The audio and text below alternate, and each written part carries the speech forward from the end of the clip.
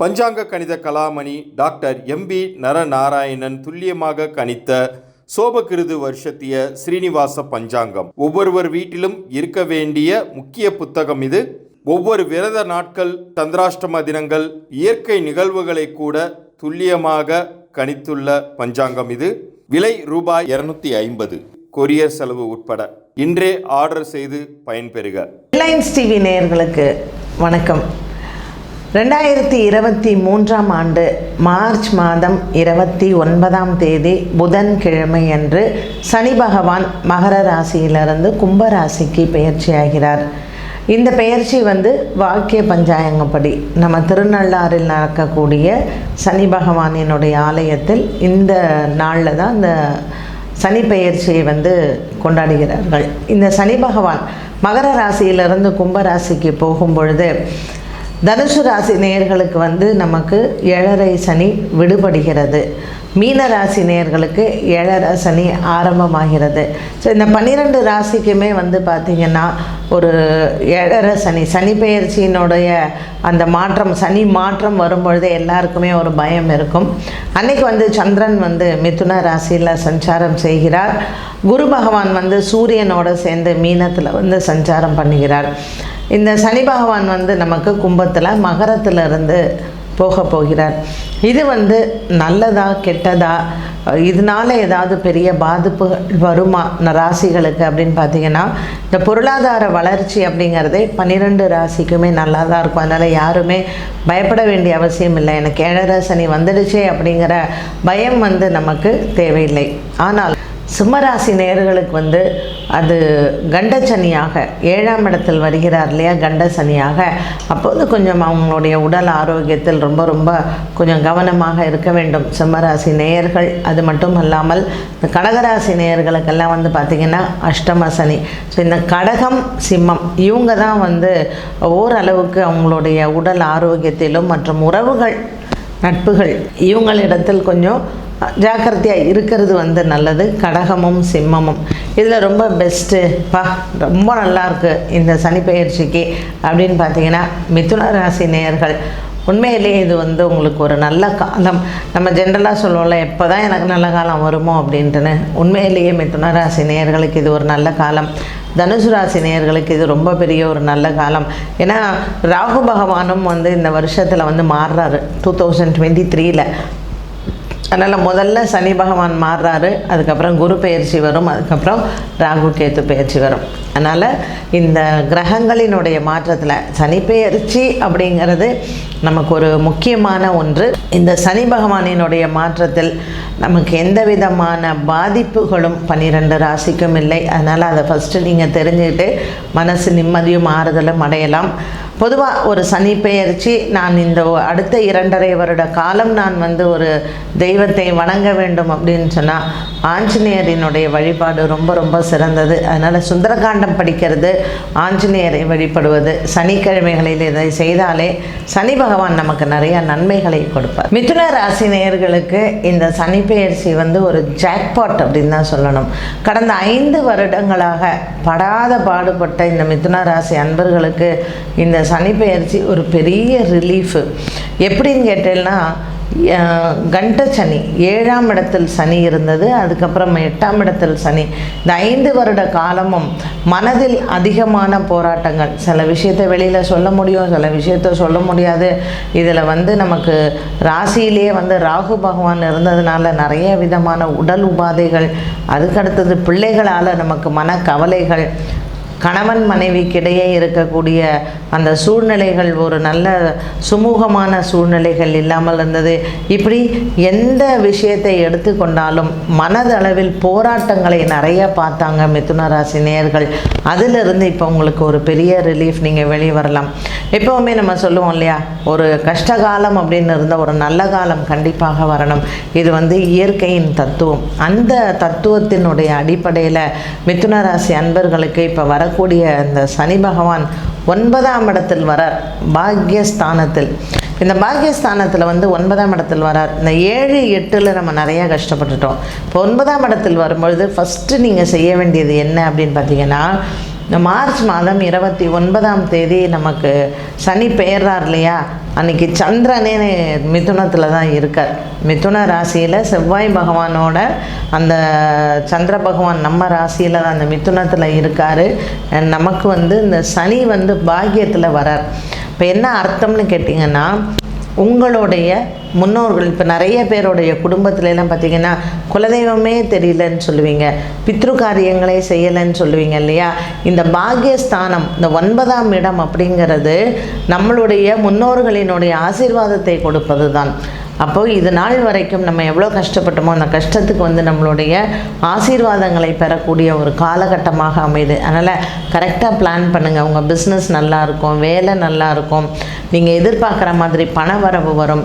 இது எல்லாம் நமக்கு கிடைக்கணும் அப்படின்னு சொன்னால் தெய்வ அனுகிரகம் இல்லாமல் நமக்கு எதுவுமே கிடைக்காது. அதனால் இது வரைக்கும் குலதெய்வம் தெரியாதவங்க, இல்லை பித்ரு காரியம் செய்யாதவங்க, தயவு செஞ்சு ஜோதிடர்கிட்ட போய் இதை பற்றி என்ன பண்ணணும்னு சொல்லி கேட்டு நீங்கள் பண்ணிங்கன்னா கரெக்டாக பரிகாரம் பலிக்கக்கூடிய ஒரு காலகட்டம். இந்த பரிகாரம் பலிக்குது அப்படின்னு சொன்னால் இதுக்கு மேலே உங்களுக்கு நல்ல காலம்தான்.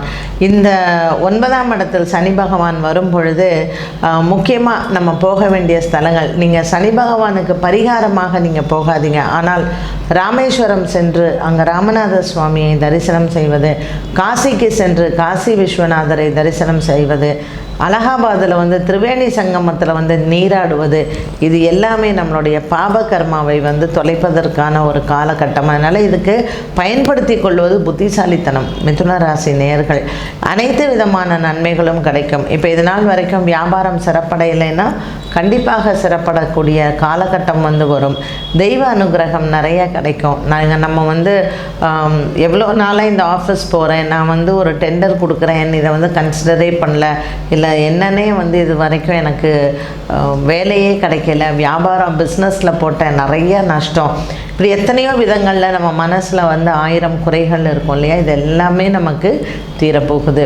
இப்போ மிருகசீரிஷ நட்சத்திரக்காரர்கள் பார்த்திங்கன்னா செவ்வாய் வந்து அன்றைக்கி இந்த மிதுனத்திலேயே நம்ம ராசியிலேயே இருக்கிறதுனால நல்ல ஒரு சூப்பரான ஒரு பீரியட் மிருகசீரிஷ நட்சத்திரக்காரர்களுக்கு. அதனால் வாய்ப்புகளை தவறவே விடாதீங்க, பயன்படுத்தி கொள்ளுங்கள். மிருகசீரிஷ நட்சத்திரக்காரர்கள் செய்ய வேண்டிய பரிகாரம் என்ன அப்படின்னு பார்த்திங்கன்னா, உங்களுடைய முன்னோர்களுக்கு நீங்கள் செய்ய வேண்டிய கடமைகளை கரெக்டாக செய்யுங்க. அதே போல் போக வேண்டிய கோவில் அப்படின்னு பார்த்திங்கன்னா திருச்செந்தூர் போயிட்டு வாங்க. முருகப்பெருமானுக்கு 6 படைகளையும் போய் நீங்கள் முருகனை பார்த்தீங்கன்னா உங்களை வெல்றதுக்கு யாருமே கிடையாது. அடுத்தது இந்த புனர்பூச நட்சத்திரக்காரர்கள், இவர்கள் வந்து இந்த சனி 9ஆம் இடத்தில் இருக்கும் பொழுது நிறைய ராமர் ஸ்தலங்கள், இந்த பத்ராச்சலத்தில் இருக்கக்கூடிய ஸ்ரீ ராமபிரான், அயோத்தி முடிஞ்ச அயோத்தியை போயிட்டு வாங்க. ராமருக்கு மதுராந்தகம் இருக்கக்கூடிய ஏரி காத்த ராமர், இப்படி ராமர் ஆலயங்களை சென்று வணங்கும் பொழுது அனுக்கிரக மூர்த்தியாக உங்களுக்கு எல்லா விதமான பாக்கியங்களையும் ஸ்ரீராமபிரான் அருளுவார். அதே போல் திருவாதிரை நட்சத்திரக்காரர்கள், இவர்கள் வந்து நிறைய இந்த கருட பகவானுக்கு செய்கிறது ரொம்ப விசேஷம். பெருமாள் ஆலயங்களில் வந்து எங்கேயுமே கருட பகவான் இருப்பார். அதனால் கருடனுக்கு தீபம் ஏற்றினால் திருவாதிரை நட்சத்திரக்காரர்களுக்கு எப்படி வந்து கருடன் பெருமாளுக்கு வந்து நினச்ச நேரத்தில் சுவாமி எங்கேனாலும் கூட்டிகிட்டு போகிறது கருடன் தான். அது மாதிரி இறைவனை வந்து உங்களிடத்தில் கொண்டு வந்து சேர்ப்பது அவருடைய கடமையாக இருக்கும். ஸ்ரீ கருட பகவானை வந்து வணங்கி அவர் இருக்கக்கூடிய ஆலயங்கள், இப்போ நீங்கள் கும்பகோணம் பக்கத்தில் கல்கருடனை வந்து வணங்கலாம், ஸ்ரீரங்கத்தில் இருக்கக்கூடிய கருட பகவானை வணங்கலாம்.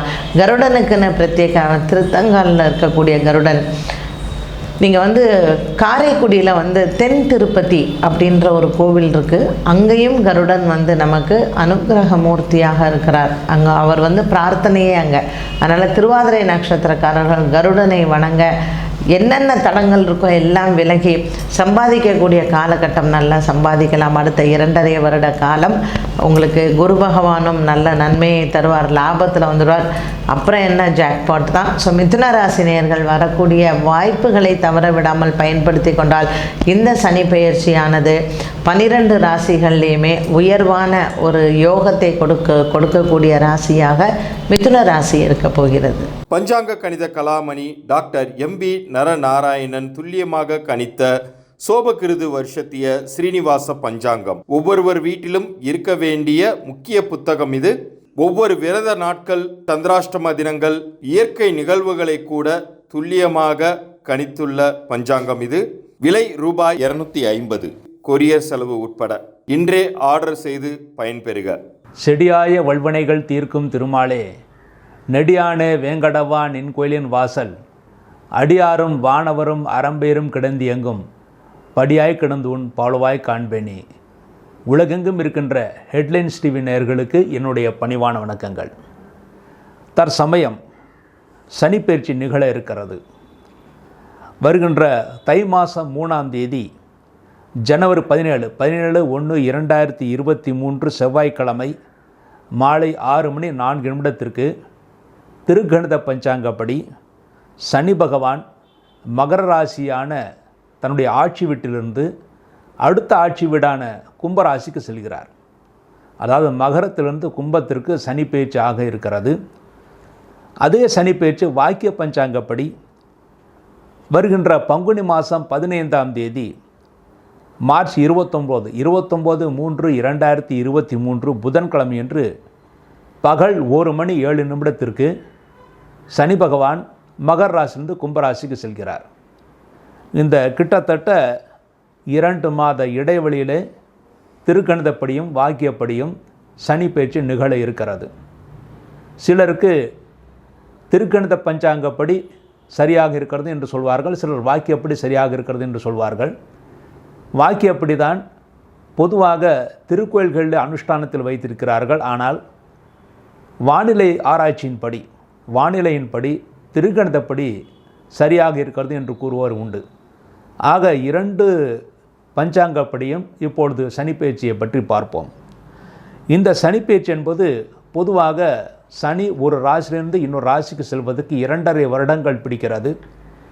இந்த வருடம் திருக்கணிதப்படி சுமார் 2.25 வருடம் கழித்து அடுத்த மார்ச் 29/3/2025 அன்றைய தினம் கும்பராசிலிருந்து மீன ராசிக்கு செல்கிறார். அதாவது 2 வருடம் 2 மாதம் 12 நாட்கள், சுமார் 2.25 வருடங்கள் கழித்து கும்பராசிலிருந்து மீனராசிக்கு அடுத்த சனிப்பெயர்ச்சி நிகழ இருக்கிறது. ஆனால் வாக்கியப்படி இந்த சனிப்பெயர்ச்சி 3 வருடங்களுக்கு ஒரே ராசியிலே இருக்கிறார். அதாவது அடுத்த சனிப்பெயர்ச்சி வாக்கிய பஞ்சாங்கப்படி மார்ச் 7, 2026, அதாவது 3 வருடம் கழித்து அடுத்த சனிப்பெயர்ச்சி நிகழ இருக்கிறது. இந்த ராசி, அதாவது இந்த கும்பராசி என்பது மிகவும் சிறிய ராசி என்று கூறுவார்கள். அந்த சிறிய ராசிக்கு ஏற்றபடி திருக்கணிதப்படி 2.25 வருடத்திலும் வாக்கியப்படி கிட்டத்தட்ட 3 வருடம் கழித்தும் இந்த சனிப்பெயர்ச்சி நிகழ இருக்கிறது. ஆக வரக்கூடிய சனிப்பெயர்ச்சி 2.25 வருடங்களுக்கு எப்படி இருக்கிறது என்று பார்ப்போம். இந்த சனிப்பெயர்ச்சி பலன்களை கூறும்போது சனி பகவானை பற்றி நாம் சொல்ல வேண்டும். சனி என்பது நவகிரகத்திலே கடைசியாக இருக்கக்கூடிய 7ஆவதாக இருக்கக்கூடிய கிரகம். பொதுவாக பூமிக்கு அடுத்து இருக்கக்கூடியது செவ்வாய், செவ்வாய்க்கு அடுத்து இருப்பது குரு, குருவுக்கு அடுத்து இருக்கக்கூடியது சனி பகவான். அந்த சனி என்பவர் மிகப்பெரிய கிரகம். பூமியை விட கிட்டத்தட்ட 9.4 மடங்கு, அதாவது கிட்டத்தட்ட 9.5 மடங்கு, 9.4 மடங்கு அது பெரியது, பூமியை விட பெரியது. ஆனால் பூமியை விட அடர்த்தி மிகவும் குறைவானது இந்த சனி கிரகம். பொதுவாக பூமியில் இருக்கின்ற தண்ணீரில் சனி கிரகத்தில் இருக்கின்ற கற்களை போட்டால் அந்த கற்கள் மிதக்கும் என்று கூறுவார்கள். என்றால் பூமி கற்களாலும் மணல்களாலும் ஆன கிரகம். ஆனால் சனி கிரகம் என்பது வாயுக்களால் ஆன கிரகம் என்று கூறுவார்கள்.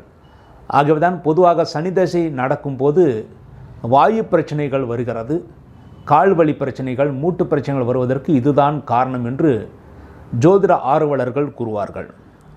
இந்த சனி பகவான் என்பது தண்ணீரை விட 30% அடர்த்தி குறைவான கிரகம் என்று கூறப்படுகிறது. சனி என்பது 97% நைட்ரஜன், 3% ஹீலியம் ஆகியவற்றால் ஆனதான் இந்த சனி கிரகம் என்று கூறுவார்கள். பூமிக்கு ஒரு நிலா இருப்பது போல சனிக்கு 18 நிலாக்கள் இருக்கிறது என்று வானிலை ஆராய்ச்சியாளர்கள் கூறியிருக்கிறார்கள். அதில் ஒரு நிலா என்பது மிகப்பெரிய நிலா, அதாவது சனிக்கு இருக்கக்கூடிய மிகப்பெரிய நிலா அந்த நிலாவுக்கு பேர் தான் டைட்டன் என்று சொல்லப்படுகிறது. இந்த டைட்டன் என்ற சொல் என்பது அந்த நிலாவுக்கு தான் அந்த பெயர் வைத்திருக்கிறார்கள். பொதுவாக பூமி தன்னைத்தானே சுற்றி கொள்வதற்கு ஒரு நாள் ஆகிறது. ஒரு நாள் என்பது 24 மணி நேரத்தில் பூமி தன்னைத்தானே சுற்றி கொள்கிறது.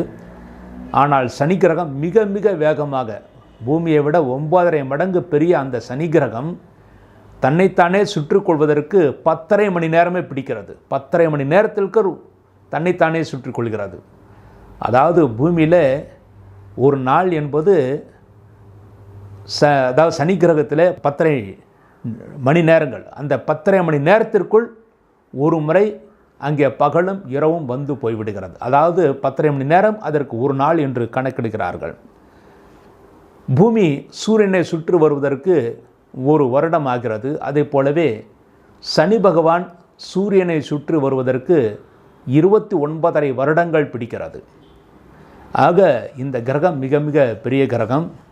ஜோதிட சாஸ்திரத்திலே ஆயுள்காரகன், கர்மகாரகன் என்று போற்றப்படுபவர் இந்த சனி பகவான். நம் செய்கின்ற நல்வினை தீவினைகளுக்கு ஏற்ப நன்மைகளையும் தீமைகளையும் கொடுக்கக்கூடியவர் சனி பகவான். அதனால்தான் அவரை கர்மகாரகன் என்று கூறுவார்கள். நாம் செய்கின்ற கர்மம் நமக்கு எதிர்வினையாக தரக்கூடியவர் இந்த சனி பகவான் என்று கூறுவார்கள். புராண காலத்தின்படி சூரியனுக்கு 3 புதல்வர்கள். முதல் புதல்வர் பெயர் மனு, 2வது புதல்வர் யமதர்மராஜன், 3வது புதல்வர் சனி பகவான். மனு தர்மசாஸ்திரம் எழுதினார். அந்த தர்மசாஸ்திரப்படி நடக்காதவர்களுக்கு இறந்த பிறகு தண்டனையை கொடுக்கக்கூடியவர் யமதர்மராஜன். உயிரோடு இருக்கும்போது தண்டனை கொடுக்கக்கூடியவர் சனி பகவான் என்று கூறுவார்கள். அதனால்தான் சனி பகவானை கர்மகாரகன் என்று கூறுவார்கள். பொதுவாக நாம் பேப்பரில் படித்திருப்போம், 30 வருடம் கழித்து 30 வருடமாக தேடப்பட்ட திருடன் இப்பொழுது அகப்பட்டான் என்று. அப்படின்றால் என்னவென்றால் 30 வருடமாக அவனுக்கு நல்ல நேரம் இருந்தது, இப்போ 7.5 சனி பிடித்தது, உடனே அவன் அந்த திருடன் அகப்பட்டு விட்டான் என்று பொருள். பொதுவாக தவறு செய்பவர்களுக்கு தண்டனை கொடுக்கக்கூடியவர் சனி பகவான். ஆகவே நல்லவர்கள் சனி பகவானை பற்றி கவலைப்பட வேண்டிய அவசியம் இல்லை. நல்லவர்களுக்கு சனி பகவான் நல்லதையே செய்வார். நாம் தெரிந்தும் தெரியாமலும் ஏதாவது தவறுகள் செய்திருந்தால் அதற்கு மாத்திரம் சனி பகவான் தண்டனையை கொடுப்பார் என்று கூறுவார்கள். மேலும் சனி பகவான் நீண்ட ஆயுளுக்கு அதிகாரம் பெற்றவர் சனி பகவான். ஒருடைய ஜாதகத்தில் நீண்ட ஆயுள் வேண்டுமென்றால் சனி பகவான் நல்ல நிலையில் இருக்க வேண்டும். சனி பகவான் அந்த ஜாதகத்தில் நல்ல நிலையில் இல்லாவிட்டால் அவர்கள் சோம்பேறிகளாக இருப்பார்கள், அவமானம் அடைவார்கள், நீச்சர் சேர்க்கையுடன் இருப்பார்கள் என்று கூறப்படுகிறது. மேலும் சனி பகவான் நன்றாக இருந்தால் பிறருக்கு கடன் கொடுப்பார்கள், சனி பகவான் நன்றாக இல்லாவிட்டால் பிறரிடமிருந்து கடனை வாங்குவார்கள். ஆக சனி பகவானுடைய தன்மையை பொறுத்து தான் ஒருவருடைய வாழ்க்கை அமைகிறது என்று கூறுவார்கள். ஆகவே தான் சனி பெயர்ச்சிக்கு இவ்வளவு முக்கியத்துவம் நம்முடைய ஜோதிட சாஸ்திரத்தில் கொடுத்திருக்கிறார்கள். சனி பகவானுக்கு உரிய கோயில்கள் என்று பார்த்தால் திருநள்ளாறு கோயில், அடுத்தது குச்சனூர் என்ற இடத்தில் இருக்கின்ற கோயில், அடுத்து எங்கெங்கெல்லாம் வன்னி மரம் இருக்கிறதோ அதை சுற்றினாலே சனி பகவானை சுற்றியதாக பொருள். என்றால் வன்னி மரம், அந்த வன்னி மரம் என்பது சனி பகவான் வாசம் செய்கின்ற இடம் என்று கூறுவார்கள். வன்னி மரத்து அடியிலே பிள்ளையார் வைத்து அதை சுற்றி வந்தால் எப்படிப்பட்ட சனி தோஷங்களும் விலகும் என்று கூறுவார்கள். ஆகவேதான் வன்னிமர விநாயகர் என்ற விநாயகருக்கு பெயர். அதாவது சனி தோஷத்தை போக்கக்கூடிய விநாயகர் என்பதனால்தான் அவருக்கு வன்னிமர விநாயகர் என்று கூறினார்கள். சனி பகவானுக்கு மிகவும் பிடித்த மலர் நீலோத்பவம் என்று சொல்லக்கூடிய நீல மலர்கள். நீல மலர்கள் சனி பகவானுக்கு மிகவும் பிடித்தது. சனி பகவானுக்கு மிகவும் பிடித்த கலர் என்று பார்த்தால், வண்ணம் என்று பார்த்தால் கருப்பு வர்ணம்.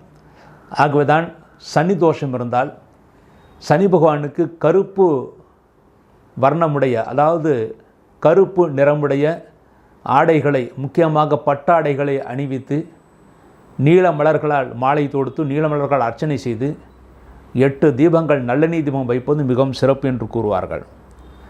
அவருடைய காயத்ரி மந்திரம் காகத் வஜாய வித்மஹி கடுகஹஸ்தாய தீமஹி தன்னோ மந்த பிரச்சோதயாத் என்பது.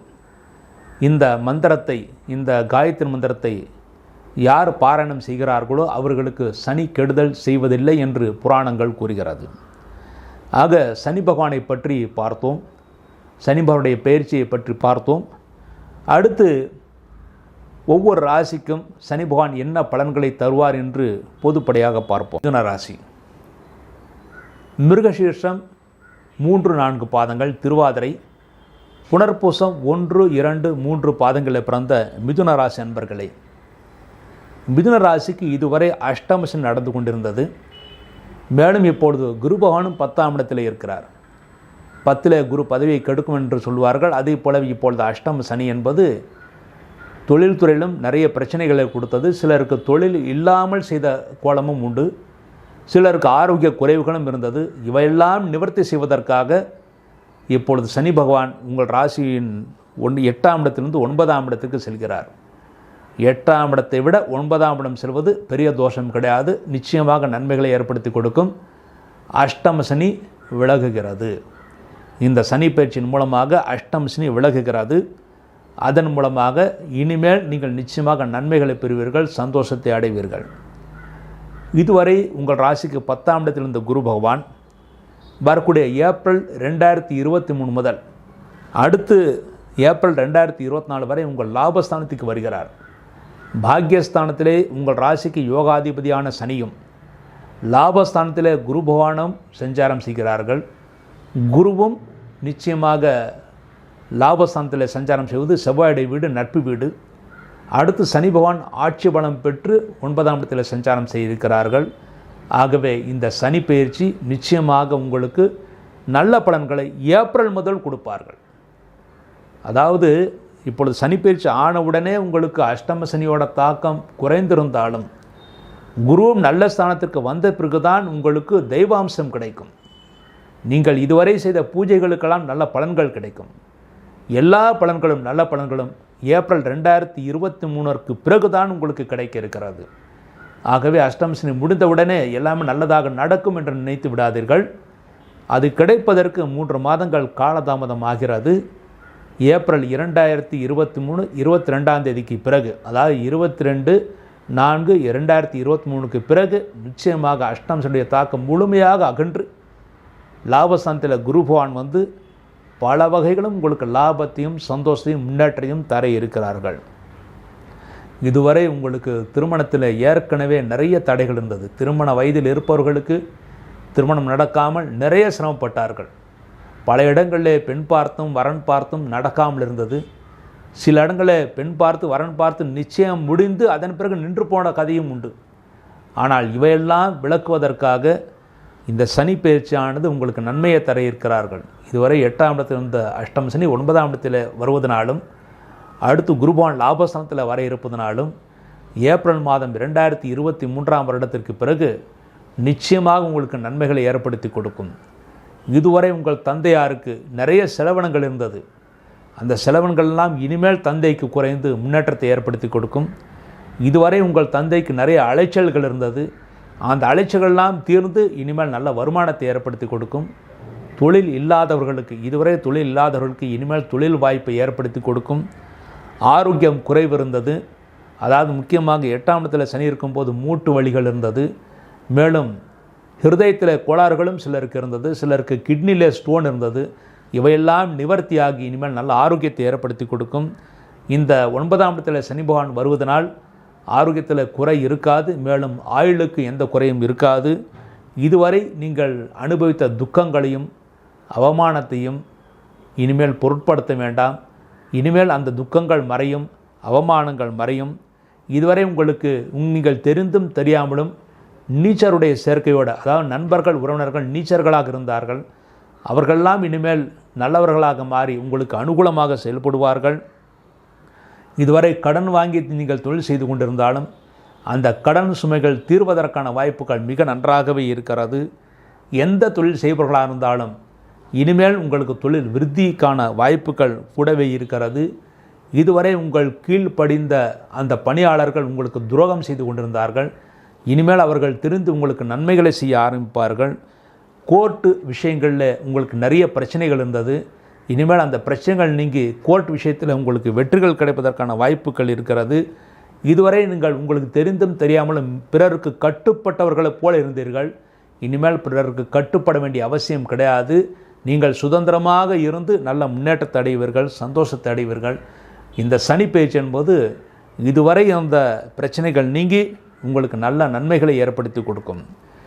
இந்த சனி பகவான் பெயர்ச்சியின் போது 10ஆம் இடத்தில் இருந்த குரு பகவான் ஏப்ரல் மாதத்துக்கு பிறகு லாபஸ்தானத்தில் வருவதனால் திருமணம் ஆகாதவர்களுக்கு நிச்சயமாக ஏப்ரல் மாதத்திலிருந்து அடுத்த ஏப்ரல் மாதத்திற்குள், அதாவது 2023 வருட ஏப்ரலிலிருந்து 2024 வருட ஏப்ரல் மாதத்திற்குள் நிச்சயமாக திருமணம் நடந்தேறும். குழந்தை பாக்கியம் இல்லாதவர்கள் குழந்தை பாக்கியம் கிடைக்கும். தொழில் வாய்ப்புகள் சேரும். நல்ல முன்னேற்றத்தையும் சந்தோஷத்தையும் ஏற்படுத்தி கொடுக்கும். அடுத்து இந்த லாபஸ்தானத்தை சனி பகவான் பார்வையிடுகிறார். ஆகவே இதுவரை உங்களுக்கு லாபம் இல்லாமல் தொழில் செய்து கொண்டிருந்தீர்கள். இந்த ஆட்சி பெற்ற சனி பகவான் லாபஸ்தானத்தில் பார்வையிடுவதனால் இனிமேல் நல்ல லாபம் கிடைக்கும், சந்தோஷத்தை ஏற்படுத்தி கொடுக்கும். இதுவரை மூத்த சகோதரனுக்கு தொழில்துறையிலே நல்ல பிரச்சனைகள், நிறைய பிரச்சனைகள் இருந்தது. உங்களுடைய மூத்த சகோதரனுக்கும் இனிமேல் தொழில்துறையிலே நல்ல லாபத்தை ஏற்படுத்தி கொடுக்கும், சந்தோஷத்தை ஏற்படுத்தி கொடுக்கும். அடுத்து இந்த சனி பகவான் உங்கள் ராசிக்கு 3ஆம் இடத்தை பார்வையிடுகிறார். 3ஆம் இடம் என்பது தைரியஸ்தானம். அந்த தைரியஸ்தானத்தை சனி பகவான் பார்வையிடுவதனால் சிறிது தைரியம் குறைந்தவர்கள் போல் நீங்கள் இருந்தாலும் சுதாரித்துக் கொள்வீர்கள். நிச்சயமாக நல்ல தைரியத்தையும் அடைவீர்கள், சந்தோஷத்தையும் அடைவீர்கள். இந்த தைரியம் அடைவதன் மூலமாக எல்லா வகையிலும் நீங்கள் விருத்தி அடைவீர்கள். உங்கள் ராசிக்கு 3ஆம் இடத்தில் சனியுடைய பார்வை இருப்பதனால் இளைய சகோதரனுக்கு சிறு சிறு பிரச்சனைகள் குடும்பத்தில் வந்து அதன் பிறகு சரியாகும் என்று இருக்கிறது. மற்றபடி உங்களுக்கு பெரிய தோஷங்கள் ஏற்படுத்தாது. இந்த சனி பகவான் உங்கள் ராசிக்கு 6ஆம் இடத்தை பார்வையிடுகிறார். 6ஆம் இடம் என்பது ரோகஸ்தானம். ரூண சத்ரு ரோகஸ்தானம். ரூணம் என்பது கடன், சத்ரு என்பது எதிரிகள், ரோகம் என்பது ஆயுள், அதாவது உங்களுடைய நோய் நொடிகள். இந்த ரூண சத்ரு ரோகம் அனைத்தும் தீர்க்கக்கூடிய வகையில் இந்த சனி பயிற்சி அமைய இருக்கிறது. கடன் சுமைகள் தீர்வதற்கான வாய்ப்புகள் மிக நன்றாக இருக்கிறது. அடுத்து இதுவரை உங்களுக்கு ஆரோக்கியத்திற்கு மருந்துகள் கிடைக்காமல் இருந்தால் இனிமேல் நல்ல மருந்துகள் கிடைத்து நல்ல ஆரோக்கியத்தையும் உங்களுக்கு ஏற்படுத்தி கொடுக்கும், சந்தோஷத்தை ஏற்படுத்தி கொடுக்கும். மேலும் சத்துருக்களை வெல்லக்கூடிய வாய்ப்புகள் உங்களுக்கு கிடைக்கும். இதுவரை பல இன்டர்வியூக்களுக்கு சென்றுவிட்டு வந்தீர்கள், ஆனால் எதிலும் நீங்கள் வெற்றி பெறவில்லை. ஆனால் இனிமேல் இன்டர்வியூக்கு சென்றால் நிச்சயமாக வெற்றி உங்களுக்கு காத்திருக்கிறது, நல்ல லாபம் காத்திருக்கிறது, தொழில் வாய்ப்புகள் காத்திருக்கிறது. நிச்சயமாக சந்தோஷத்தை அடைவீர்கள். இதுவரை நீங்கள் பட்ட கஷ்டங்களுக்கெல்லாம் இந்த சனி பயிற்சி என்பது நல்ல உதவிகரமான சனி பயிற்சி, லாபத்தை ஏற்படுத்தக்கூடிய, நன்மைகளை ஏற்படுத்தக்கூடிய சனி பயிற்சி, நல்ல யோகத்தை ஏற்படுத்தக்கூடிய சனி பயிற்சி. இதுவரை ஃபெயில் மார்க் வாங்கி கொண்டிருந்தீர்கள், இனிமேல் பாஸ் மார்க் வாங்கி விடுவீர்கள். குறைந்தபட்சம் 60% நன்மைகளையாவது இனிமேல் பெற்றுவிடுவீர்கள். மாணவர்கள் இதுவரையில் அரியர்ஸ் வைத்திருந்தால் அந்த அரியர்ஸ் எல்லாம் இனிமேல் கிளியர் ஆகிவிடும். வேலை கிடைக்காதவர்களுக்கு வேலை வாய்ப்பு கிடைக்கும். அரியர்ஸ் இருந்தாலும் வேலை வாய்ப்பு கிடைக்கும். நிச்சயமாக வேலை இல்லாதவர்களுக்கு வேலை வாய்ப்பு கிடைக்கக்கூடிய வாய்ப்புகள் நிறையவே இருக்கிறது. மேலும் இல்லத்தரசிகளுக்கு நல்ல முன்னேற்றத்தை ஏற்படுத்தி கொடுக்கும், நல்ல யோகத்தை, ஓரளவு கஷ்டத்திலிருந்து விடுதலையை கொடுக்கக்கூடிய சனிப்பயிற்சியாக இந்த சனிப்பயிற்சி இருக்கிறது. அதுவும் வரக்கூடிய ஏப்ரல் 2003 வருடத்திலிருந்து ஏப்ரல் 2024 வருடத்திற்குள் பலவிதமான முன்னேற்றங்களையும் சாதனைகளையும் செய்வீர்கள். மனைவியாலும் நல்ல தனலாபத்தை அடைவீர்கள். மனைவிக்கு இருந்த ஆரோக்கிய குறைவுகளும் நீங்கும். உங்கள் தாய்க்கும் தந்தைக்கும் இருந்த ஆரோக்கிய குறைகளும் நீங்கும். செலவினங்கள் குறையும்.